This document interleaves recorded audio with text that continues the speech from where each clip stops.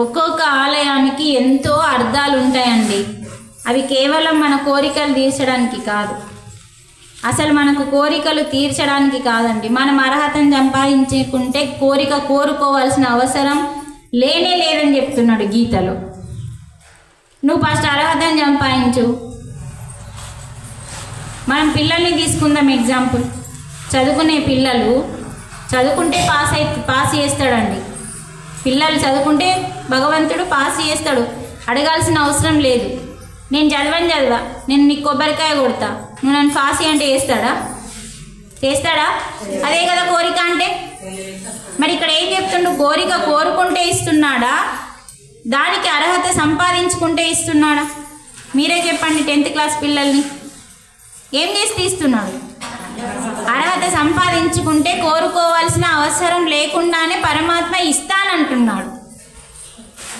అందుకనే ఫస్ట్ మనం చేయాల్సింది చేస్తే పొందాల్సింది పొందుతాము. అందుకనమ్మ మనం నిత్యం ధ్యానం చేస్తే ఏమవుతుందంటే మనము చేయాల్సింది చేస్తున్నాం అన్నట్టు. అప్పుడు మనకు రావాల్సిందంతా మనం విశ్వానికి కొంచెమే ఇస్తామండి. ఆ విశ్వంలో ఉన్న రహస్యం ఏంటంటే మనం ఏదైతే పాపం ఇస్తామో ఇంత ఇస్తామచ్చు, ఇంత వస్తుంది. పుణ్యం ఇంత ఇస్తామచ్చు, ఇంత పుణ్యం వస్తుంది. అంటే ఏది ఇచ్చినా తిరిగి వడ్డీతో సహా వస్తుందండి మనకి. మనం కూడా పైసలు ఇస్తే వడ్డీ తీసుకుంటున్నామా లేదా? ఆయన కూడా వడ్డీతో సహా ఇస్తాడు. అందుకే ఏం చేయాలో ఆలోచించుకోవాలి. అందుకే హింస చూడు అన్నాడు. హింసని వదిలితే పాపం లేదు, రోగం లేదు, నరకం లేదు. మరి హంసని పట్టుకుంటే ఏమవుతుంది అమ్మ? హంసని పట్టుకుంటే మనసే లేదు. మనసు లేనప్పుడు ఏ పాపానికి వెళ్ళాం, ఎందుకంటే బుద్ధి వికసిస్తుంది కాబట్టి. ఇప్పుడు ఏదన్నా పొరపాటు పనులు చేస్తే ఏమని తిడతాం? బుద్ధి లేదా అనేస్తాం. మరి ఉంటే వాళ్ళు పొరపాటు పనులు చేయరు. అందుకని మనము శ్వాస మీద ధ్యాస పెడతాం. హంసని పట్టుకుంటే ఏమవుతుంది?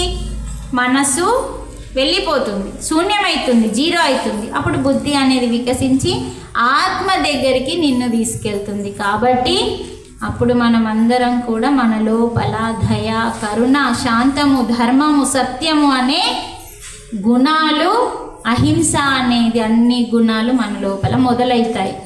మరి హంసను పట్టుకుంటే ఇవన్నీ మొదలైనాక మనకి పాపం వస్తుందా, పుణ్యం వస్తుందా? మెల్లిమెల్లిగా పుణ్యం చేస్తాం. పుణ్యం చేస్తున్న కొద్దీ, ఇలాంటి ధ్యానం చేస్తున్న కొద్దీ, ఇలాంటి సేవలు చేస్తున్న కొద్దీ ఏమి ఆశించకుండా చేసినప్పుడు ఈ కర్మ సత్కర్మ అవుతుంది. అందుకనే ధ్యానానికి అంత శక్తి ఉందమ్మా. మరి అలాంటి ధ్యానము మనం రోజు 2 సార్లు చేసుకుంటే ఎక్కడన్నా చేసుకోవచ్చు, ఎంతసేపు అన్నా చేసుకోవచ్చు. మన వయసుని బట్టి కనీసం అన్నాం, కానీ ఎక్కువ చెయ్యొద్దని కాదండి. ఎక్కువ చేసుకుంటే బెస్టే. కాకపోతే ఏంటంటే మనకి ఎటువంటి కర్మ ఉన్నా కూడా అమ్మ, మనకి జ్ఞానం వస్తే భగవంతుడు జ్ఞానాగ్ని దగ్ధ కర్మాణం అంటుండు. అంటే మనకి ఎన్నో తెలిసి తెలియక చేసుకున్నాం, వాటిని అనుభవిస్తావా, జ్ఞానం తెచ్చుకొని వాటిని బూడిద చేసుకుంటావా, నీ ఇష్టము అంటున్నాడు గీత. మనకి జ్ఞానం అక్కర్లేదంటే ఏం చేయాలా? వాటిని అనుభవించాలి. దాని పేరే నరకం. లేదు మాకు ఇంత మంచి జ్ఞానం ఉంది, మేము జ్ఞానమే తీసుకుంటాము అనుకుంటే రోజు ధ్యానము, స్వాధ్యాయము, సజ్జన సాంగత్యం 3 చేస్తేనే. పుట్టి ధ్యానం చేస్తే ఏం రాదండి. ధ్యానంతో పాటు ఇలాంటి క్లాసులు వారానికి 1 పెట్టుకోవాలి. తర్వాత మన ఇంట్లో భగవద్గీత ఉంచుకోవాలండి. మరి ఇంకా ఎన్నో ఉన్నాయి, రామాయణం ఉంది చక్కగా. ఇప్పుడైతే ఎంత స్పష్టంగా వివరించి రాసిస్తుంది. ఇంతకుముందు అంటే సంస్కృతం ఉంటుండే, మనకు అర్థం కాకపోతుండే. అందుకని అమ్మ, మహాభారతం అంటే ఎమ్ము, మహాభారతం అంటే ఎం, భాగవతం అంటే బి. ఎంబీబీఎస్ చేస్తున్నాం మనం, ఎస్ అంటే సంపూర్ణ రామాయణం. అందుకని MBBS, ఇంకో బి భగవద్గీత. ఒరిజినల్ MBBS ఇది, మోక్షాన్నిచ్చే MBBS, పరమాత్మని దగ్గర చేసే MBBS. అందుకనే MBBS అంటే డాక్టర్, ఆ డాక్టర్ కాదు. ఆ డాక్టర్ కావాలి అంటే దాదాపు 100,000 పుస్తకాలు చదవాలి.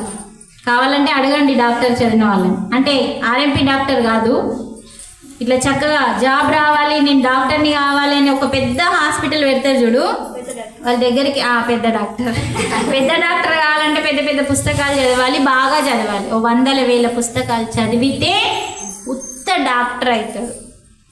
మరి మనం 4 గ్రంథాలు చదివితే, పోనీ 4 కూడా అవసరం లేదు, ఈ ఒక్క గ్రంథం చదివినా కూడా మనం MBBS అవుతాం. అందుకని 4 గ్రంథాలని MBBS అంటారు. మహాభారతం, భాగవతం, సంపూర్ణ రామాయణం, భగవద్గీత. అందుకనే మనిషిలాగా మారి మాధవుడు కావాలంటే మనం తెలుసుకోవాల్సిన జ్ఞానం ఎంతో ఉంది గ్రంథాలలో. కాబట్టి ఆ గ్రంథం పేరే మానవ గ్రంథం. ఆ మానవ గ్రంథం పేరే భగవంతుడు ఇచ్చిన గీత, భగవద్గీత. మరి ఇలాంటి భగవద్గీత చదివితే సరిపోదు. స్వాధ్యాయం అంటే ఏం చేస్తున్నాం? మనం చదువుకుంటూ పోతున్నాం, కానీ మనకు అది అర్థం కావాలి. అర్థమయ్యి లోతులోకి అర్థం కావాలి. లోతులోకి అర్థం కావాలి అంటే మనం మీద అర్థం చేసుకుంటాం. చెప్పండి ఎలా చేసుకుంటాము? మీద భగవంతుడు ఏం చెప్తున్నాడంటే, బిడ్డలారా మీరందరూ ఎప్పుడు నన్ను అడుక్కుంటూనే ఉంటారా?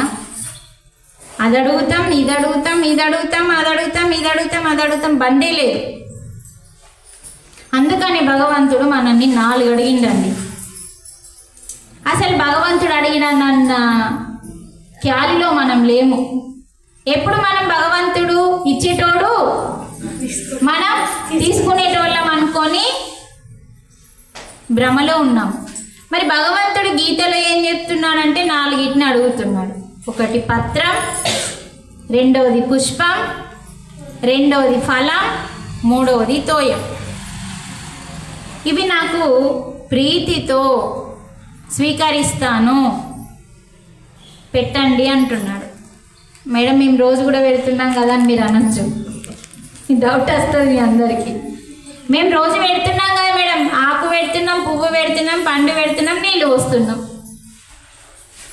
కానీ ఆయన అడిగింది అదిగా. భగవంతుడు నాశనం కానోడు. అలాంటి భగవంతుడు మురిగిపోయేటి, కుళ్ళిపోయేటి అడుగుతాడా మేడం?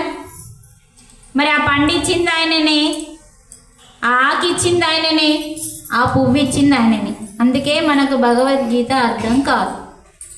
భగవద్గీత అర్థం కావాలంటే ధ్యానం చేస్తేనే భగవద్గీత. ఎందుకంటే ధ్యానం చేస్తే ఏమైతే మనసు స్థితి తగ్గుతుందమ్మా, ఆత్మస్థితి పెరుగుతుంది. ఇదొక్కటైతే గట్టిగా గుర్తుంచుకోండి. మనసు తగ్గుతుంది, ఆత్మస్థితి పెరుగుతున్న కొద్ది ఏమవుతుంది, అప్పుడు జ్ఞానము లోతులోకి అర్థమవుతుంది. అప్పుడు అర్థమైనప్పుడు మనము దాన్ని ఎలా తీసుకుంటామో చూడండి. పత్రం, పుష్పం, ఫలం, తోయం, ఈ 4 పరమాత్మ నువ్వు ఏది ఇచ్చినా ప్రీతితో స్వీకరిస్తాను అన్నాడు. కానీ ఎలా ఇవ్వమన్నాడో మర్చిపోయినాం.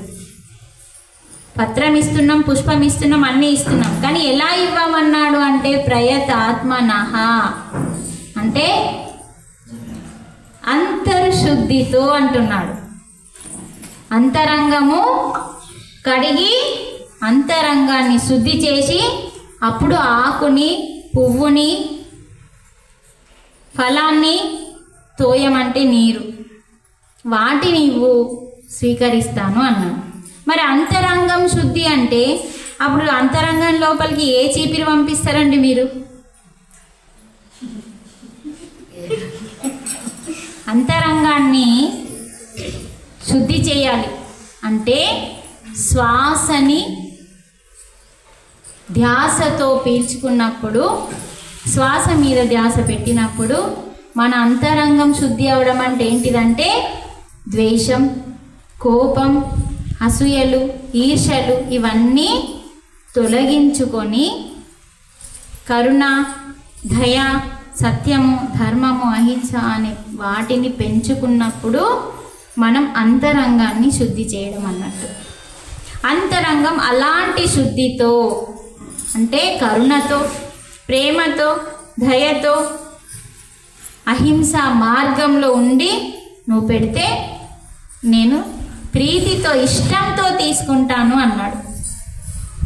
మరి అంతరంగం శుద్ధి అయినప్పుడు మనసు శుద్ధి అవుతుందా కాదా?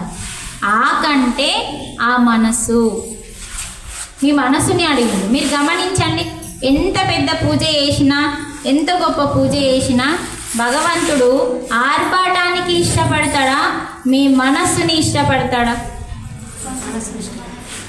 అన్నిటి నుంచి ఆన్సర్ రావట్లేదు, 1-2 మనుషుల నుంచి ఆన్సర్ వస్తుంది. మీ ఆర్భాటాలకి ఇష్టపడతాడా, లేకపోతే మీ ఆర్భాటాలు చేస్తే చాలు మనసు పెట్టకుండా నడుస్తుంది అంటాడా? నువ్వు ఏ ఆర్భాటాలు పెట్టకున్నా పూజలో స్వచ్ఛమైన మనస్సుతో, అంటే స్వచ్ఛమైన మనస్సుతో అంటే ఏ కల్మషం లేకుండా చక్కగా పూజ చేసేటప్పుడు పవిత్రంగా ఆ భావం అంతా, పవిత్రం అంటే మళ్ళీ స్నానము, పట్టుచీర ఇది కాదు. పవిత్రం అంటే లోపల ఎవరి మీద ఏం పెట్టుకోకుండా కూర్చోవడమే, మనసు పెట్టి పూజ చేయడమే పవిత్రత. అందుకని భగవంతుడు చామంతి పువ్వు పెట్టినవా, గులాబీ పువ్వు పెట్టినవా, అరటి పండు పెట్టినవా, ఆపిల్ పండు పెట్టినవా చూడడు, ఆర్భాటాలు చూడడు. ఆర్భాటాలు చూసితే మట్టి విగ్రహం ఎందుకు అడుగుతాడు ఆయన? గరకని గడ్డిని ఎందుకు అడుగుతాడు? ఏ లేనివాడు కూడా, ఈ పూటకి గతి లేనివాడు కూడా పూజ చెయ్యొచ్చు అని చెప్పడానికే ప్రతి ఒక్కరూ కూడా నన్ను పూజించవచ్చు, ₹1 ఖర్చు లేదు. మట్టి తెచ్చుకుంటే రూపాయి ఖర్చు అవుతుందా? మట్టి ఏడన్నా దొరుకుతుంది, గడ్డి ఏడన్నా దొరుకుతుంది, చాలు మట్టి విగ్రహము, గరక. ఆయనకు కావాల్సింది ఆ రెండే.